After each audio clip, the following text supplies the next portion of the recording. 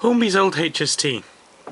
Now it may be pale in comparison to the modern updated version that has been released by Hornby from 2008 onwards, but does that mean that this old example of Hornby engineering should be left behind and ignored? No. In this how to do it guide as to how to update and improve the old Hornby HST, I'll be showing you all the different steps necessary to bring it up to the level of the current day model and maybe even beyond in some ways. So we'll be looking at things like the lights, improving the look of the model and improving the performance of the model.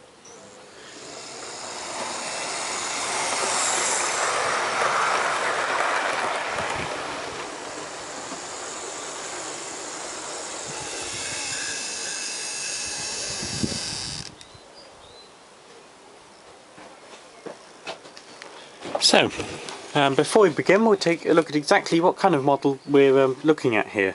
So, as I said, this is the old Hornby HST, and the exact model was first brought out around 1980, and continued to be produced right up until, I think it was around 2007, in the railroad range, and it had various updates throughout that time. And this is one of the later models. This comes from around 2000. As you can see in Virgin Trains livery.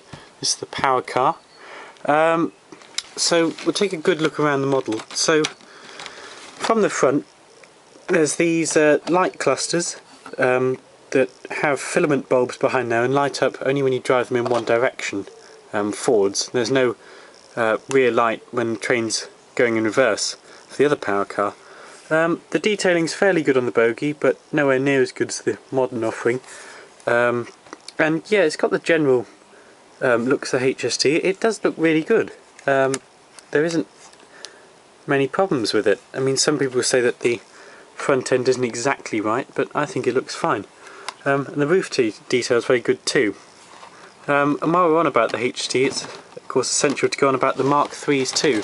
So this tutorial is also dealing with these advanced coaches. If I just uncouple it there. So yeah, these are the later versions, very advanced these actually. I think they're still in the Hornby main range, so they look really good as it is, as you can see. So you've got all the little details on the door and everything, so they don't need as much work as the power cars themselves, but even so. So we'll move on to what we're going to be doing with the power cars. Now from the front, the lights never looked particularly good, and they weren't exactly constant, they kept flickering, so we're going to be having to repaint the lenses and fit directional lights to them. We're also going to paint the windscreen wiper and weather the bogies and undercarriage, maybe some of the detail on top, and have a thorough look at cleaning the wheels and the motor inside there, as well as cleaning the wheels on the dummy car and doing exactly the same for that. So we'll begin with dealing with the lights at the front of the locomotive. Right, so let's move the carriages away. Now yes, we've got the power car here. As you can see, the lights at the front there. Just put it roughly on the rails. And what we're doing is fitting the directional lights on. Now in here are some little circuit boards from Black Cat Technologies, which you can buy on the internet, which are really good representations of directional lights. As you can see, they're tiny little things. I'll just put the wrapper under there. Tiny little circuit boards for the HST, which slot into the cab where the filament light would be, which we need to fit now. Yes, there's one for the power car and one for the dummy car. So if I just put the dummy car's one over there, this one we'll use for the power car. So we've got the full instructions here from Black Cat Technologies, which I'll take you through according to the guide there. So first of all, it says to take the body off of the locomotive. Right, welcome back. Now this is a particularly difficult process. What you have to do is you have to work from the back and slide it in a small screwdriver or something into the gap there. There's 5 clips that attach, one at the back and along the side here. You've got to work your way along. So I've just slotted out the back one. It is really fiddly, especially if it's a new chassis, so you've just got to be careful. Apply a reasonable amount of force, but don't force anything. Oh, there we go. Right, difficult to hold it in front of the camera at all times, so do excuse me if I go slightly out of the picture. Right, there we go. Just put the body clean to one side. Now let's take a good look inside the locomotive. As you can see here, it's got the motor at the back, the big Ringfield motor, the pickups from the front, and this little diode here that only allows the current through in one direction. That makes sure that the lights don't always shine. So apparently we need to bridge that. There's a bit of tape there. And if we do look, there we are. Down at the front you've got a little filament bulb that we need to replace with a circuit board. So I'll just get on with fitting that and update you as how to get it on. Right, first you need to remove the seats. Now you can see they were clipped into the wires, so just put them to one side. Now you turn the body and you've got to pull these pins out apparently. Rather stiff. Oh, there we go. Now remember, that one's on the left hand side of the locomotive and the black one is on the right, so red left, black right. Yep. And then work the filament bulb out and slot in the circuit board. Right, that's the bulb removed. Sorry I couldn't show you that, it was very difficult to hold it in front of the camera. I'm trying to get this in focus. There we go. Basically it's a very fiddly job to get these wires in. So if you pull the wires out, you need to slide the circuit board in. It should rest just level with the little plastic back cover there, and push them down. Make sure they contact with the edge of those little bits at the bottom of the circuit board. You can see just where the larger, wider part of the wire is there. There we go. And now the lights do work. You can see they aren't on there, but they are on when you go forwards. So I'll just lift up the motor. There. These are the cool white lights. You can get warm white ones too, which I'll show you in a moment. So now we need to bridge the diode in order to make sure that the red lights come on too. So that's a little diode there. So I'm just going to wrap some wire around that and hopefully make sure the lights work red when it's going reverse too. Right, I've managed to make the backlights, the red lights work. So I did several attempts. First I tried this stuff that looks like copper wire, but turns out isn't copper, so it doesn't conduct electricity. And I tried this sort of wire encased in rubber, insulated wire, but I couldn't really get that off and it was too small. So eventually I settled for the strand of an LED that I had going spares. You can see that I've cut one off, just tidy up the mess of the other bits. And what I did was well, it's difficult to see too clearly. There we are. If you see just over the diode, I wrapped it round either side and curled it round and used a pair of little pliers to round it off and turn it into a little loop so it wouldn't fall off. So I'll just put it on, and to prove we fitted the lights, we've now got, and I'll lift up the back, the red lights. Fantastic. Even on really low speeds they're bright. You can see that, and then the white lights, very bright, so really good. Fantastic. So that's how to fit the lights to your old HST. I can now refit the seat and then the body, which you must do very carefully. Make sure you don't break that as well. Just make sure you slot it in all the little clips around the side and turns, starting from the front. And I fit the same to the dummy car, which is identical, except it doesn't have the motor at the back, so it should be easier. Yeah, so that's fitting the lights.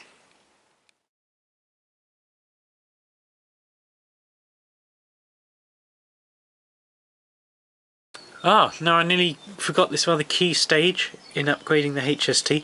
Before you refit the body, make sure you have the little cab here, and you can now paint the inside of the cab. Now it's difficult to see on the camera there because it's so light, but basically you can just get your paintbrush that's a bit wet, before having dipped in the water. You can see all these little dials and things. Now you could do this from pictures to make sure it was accurate, but I'm just doing it as I'd imagine it would be. You can see that I've painted that red, little lever here red, just whatever sort of colour arrangement in the cab looks good. Yep, and I can finish that off. So you can see I've done the little bits red there.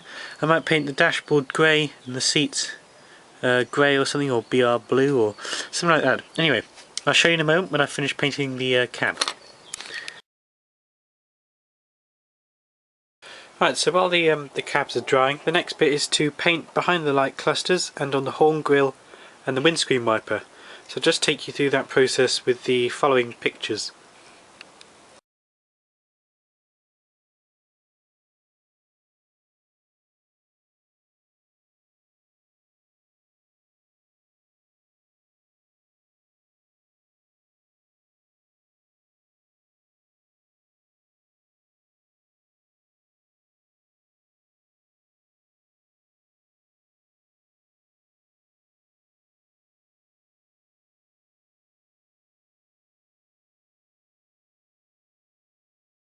Right, so while we're waiting for the blackening out of the lights on the front of the cab to dry, we can quickly go into the part with making the performance of the old Hornby HST improve.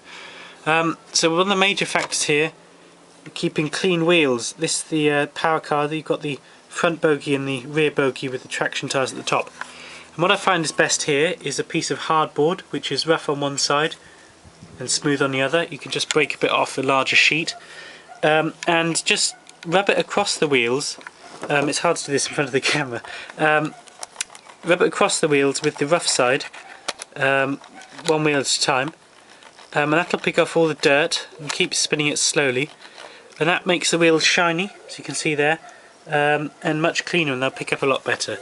You can see it's left behind, so it will wear out the hardboard. You've got a slight bit of excess carbon and dirt there on the edge, but that helps ensure good pickups across all the wheels of the HST. Another important part of improving the old Hornby HST is to clean the motor on the power car. You do that by pressing in a little back tab with a screwdriver or something there, pressed in, and this will come out.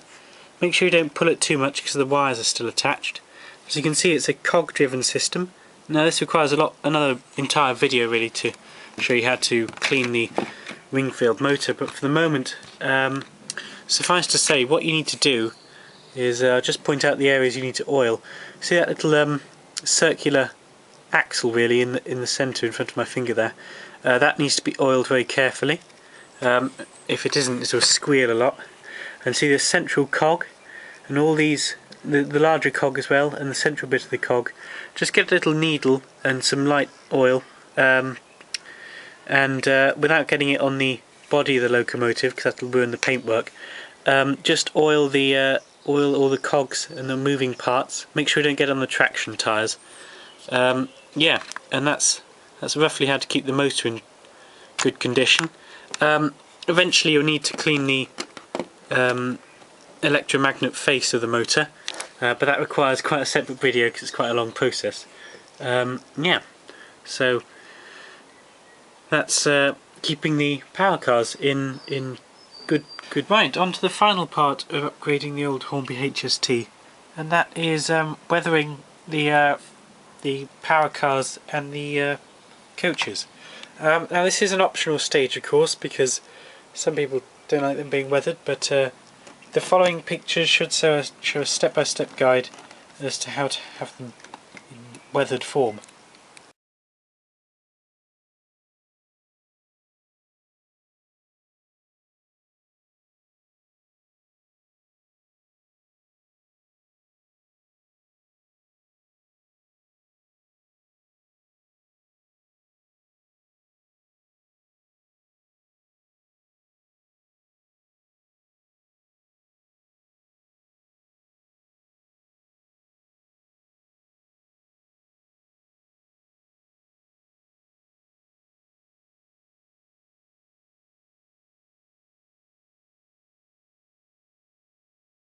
Right, and having followed those weathering steps, you can then refit the lenses, and as you can see here, they look really good. With the black background, it really improves the look of the old HST. You can see inside the cab, you've got the detail there, and the weathering across it, on the roof and on the undercarriage. Really does improve the look. So now, all that remains is to test the lights.